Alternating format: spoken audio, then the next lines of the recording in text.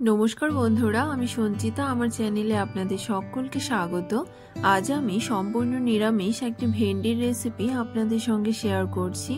Eighty होच्छे सर्षे भेंडी। এই সরষে ভেন্ডি তৈরি করার জন্য আমি এখানে কিছু ভেন্ডিকে পরিষ্কার করে জল দিয়ে ধুয়ে টুকরো করে কেটে নিয়েছি। আর নিয়েছি 4টে কাঁচা লঙ্কা, একটি ছোট সাইজের আলুকে লম্বা করে কেটে নিয়েছি, আর নিয়েছি একটি মাঝারি সাইজের টমেটো। যে কোনো নিরামিষ দিনে এই সরষে ভেন্ডি তৈরি করে আপনারা খেতে পারেন। এটি খেতে ভীষণই সুস্বাদু হয়। তো আসুন দেখে নিন আজকের এই সরষে ভেন্ডির রেসিপিটি।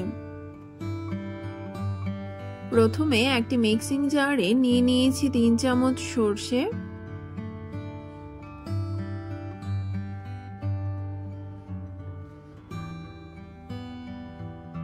দিয়েছি সামান্য লবণ, 4টে কাঁচা লঙ্কা আর সামান্য জল দিয়ে একটি মিহি পেস্ট তৈরি করে নিয়েছি। গ্যাসে একটি ফ্রাইং প্যান বসিয়ে দিয়ে দিয়েছি পরিমাণ মতো সরষের তেল। তেল গরম হয়ে এলে এতে দিয়ে দিয়েছি 3টে শুকনো লঙ্কা। লঙ্কাকে একটু ভেজে নিয়ে এতে কিছুটা কালো জিরে দিয়ে দিয়েছি।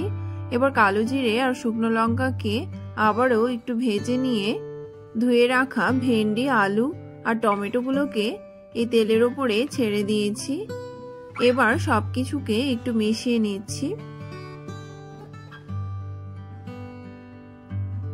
দিয়েছি স্বাদমতো লবণ, হাফ চামচ হলুদ গুঁড়ো আর সামান্য কাশ্মীরি লাল লঙ্কার গুঁড়ো দিয়ে সবকিছুকে আবারও একটু মিশিয়ে নিচ্ছি।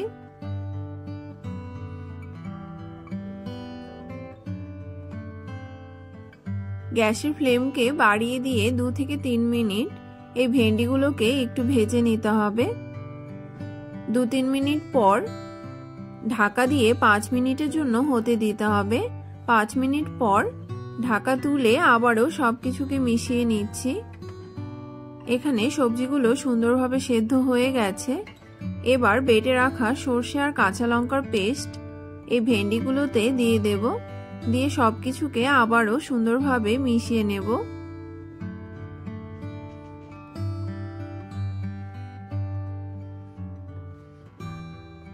আপনারা চাইলে এই সময় সামান্য চিনি ব্যবহার করতে পারেন।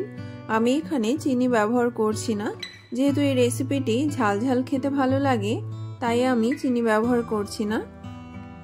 এইভাবে 4 থেকে 5 মিনিট ফুটিয়ে নিলেই রেসিপিটি একদম তৈরি হয়ে যাবে।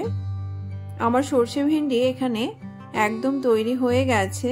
আমি নামানোর আগে এতে 3টে চেরা কাঁচা লঙ্কা দিয়ে সবকিছুকে মিশিয়ে নিচ্ছি। এই সরষে ভেন্ডির রেসিপিটি সাদা গরম ভাতের সঙ্গে খেতে ভীষণই ভালো লাগে। আপনাদের যদি এই রেসিপিটি ভালো লেগে থাকে তাহলে আপনারাও একবার বাড়িতে এইভাবে তৈরি করে খাবেন।